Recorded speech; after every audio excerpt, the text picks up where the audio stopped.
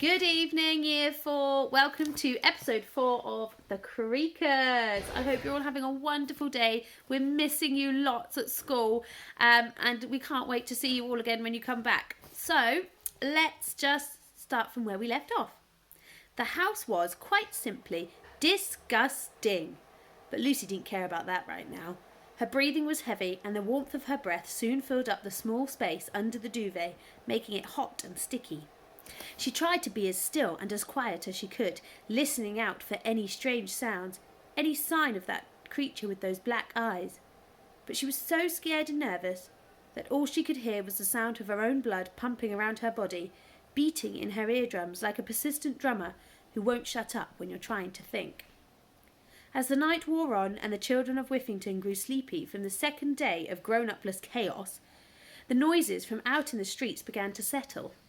Soon everything was still. Everything was calm. That is always when the weirdest things happen. Lucy heard it. Her heart stopped.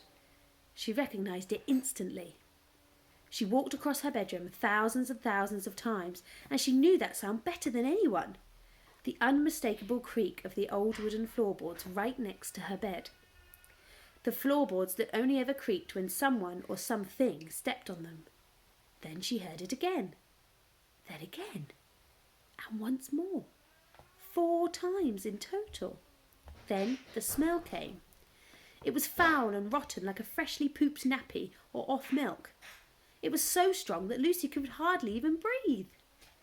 The thick duvet felt heavy as she hid beneath it, part of her wanting to stay covered, the other desperate to peek out and see what was creaking around her bedroom. Then she heard something even more terrifying than a creak. She heard sniffing, followed by a delighted, "Ah!" It spoke! Or at least it made a noise. "This be the place!" Yep, it definitely spoke, although it didn't sound like you or me when we speak. This voice was croaky, creaky, disgusting. "This be where it lives," croaked the creature. "Shh! The kitterling be hearing you. It be hiding just under the bed covers," squeaked another one. "Shall we snatch it up?" scratched a different one, with a voice like nails running down a chalkboard.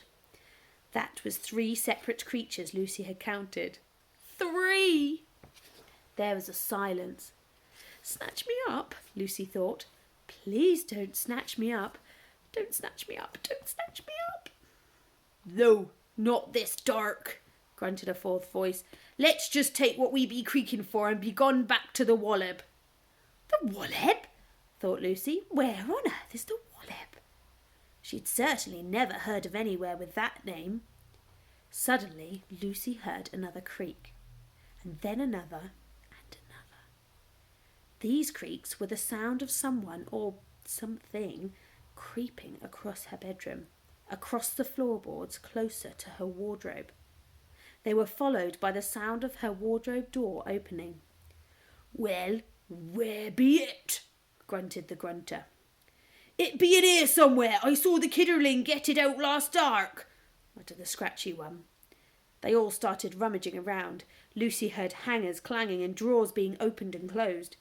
These creatures weren't trying to be quiet. Not tonight. "It's good fun, innit, not having to creep around to be quiet any more. Not since we snatched all them grown-ups," blabbed the croaky one. "Shut up, you dung licker. We be creakers. We still got a creak," huffed the grunter. Creakers, Lucy thought. So that's what they're called. The word made her shudder, and her skin crawl with creepiness. "It might be earwigging," added the grunter, and somehow Lucy felt those creakers all looking in her direction on the other side of the duvet. "So what if it is? I don't care any more," screeched the scratcher. "Let's get that stinkerful green coat and be off," whispered the squeaker.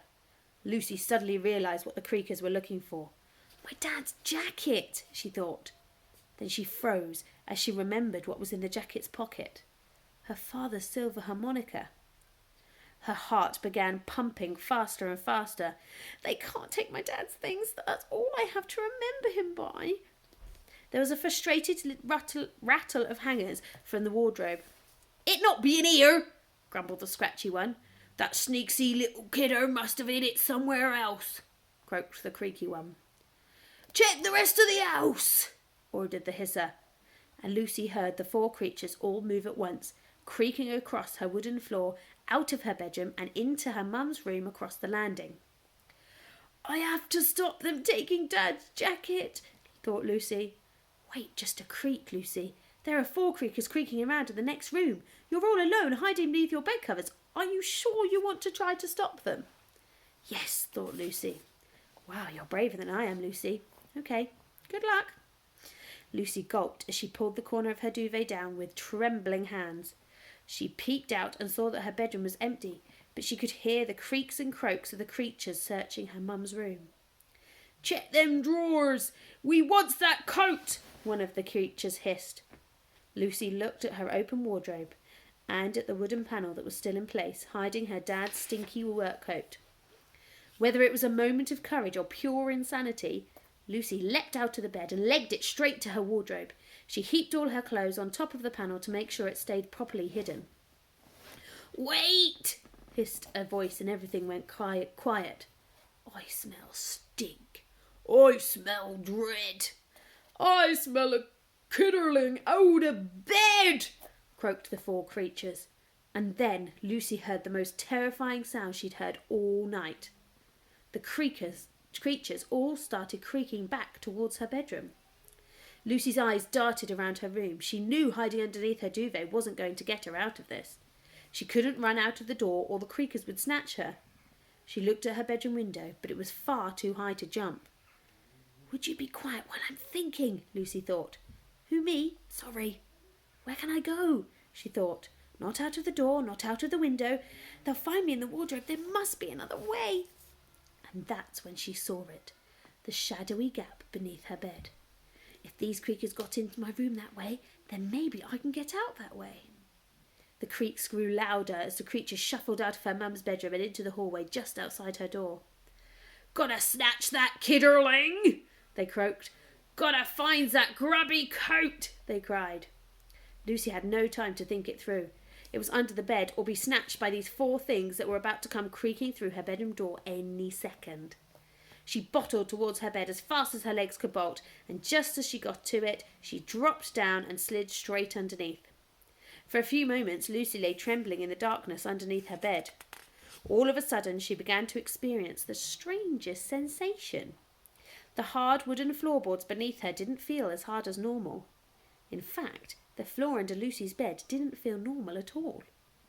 Lucy pressed the palms of her hands against it. It was soft and squishy, like bubblegum or a warm cookie dough. And before Lucy knew what was happening, she found herself sinking into the floor like quicksand. She was being pulled into the world below. She clawed at the floor as it began to swallow her up, but it was no good. She was going into it whether she liked it or not. The doughy floor tightened as she sank up to her chest, then to her neck, her mouth, her nose, and just as the room above disappeared completely, Lucy caught a glimpse of 4 pairs of twinkling black eyes peering at her from the doorway. "The kidderling be going down to the wallop," they hissed, and with that, Lucy was gone. There you go. There's the picture. Oh dear. Chapter 8. The Wallop. Lucy was sinking deeper and deeper. Every now and then the floor beneath her bed would stop swallowing her, and the dark, spongy walls around her would loosen and tighten before pulling her down again. She imagined that this was what it must feel like to be eaten whole by a giant snake. Wherever Lucy was going, whatever this wallowed place was, it felt like she was being sucked through some sort of wormhole, travelling not only down below her bed, but also across time and space itself. She began to feel a little queasy, like the time she'd been in training for the family jelly baby eating competition, and she'd puked on her shoes. She couldn't quite put her finger on why or how, but everything she knew to be real and safe was suddenly uncertain. Up was down, left was right, this way was that. Her mind was spinning with dizziness, and not in a good way, like when you spin round and round in the park and fall over laughing. It was more like that dizziness you get when you ride a roller coaster too many times and feel like your head is stuck to the ground and you can't stand up. Lucy's arms soon started feeling wobbly and tired. Her legs felt like they were made of mashed potato, and she realised she was losing her fight with the floor. But oddly enough, the very second Lucy stopped struggling and wriggling, the walls seemed to let her go. Ooh, I'm going to have to stop there for today. I hope you've had a wonderful day, Year 4, and I'll see you tomorrow for another episode of The Creakers. Bye-bye.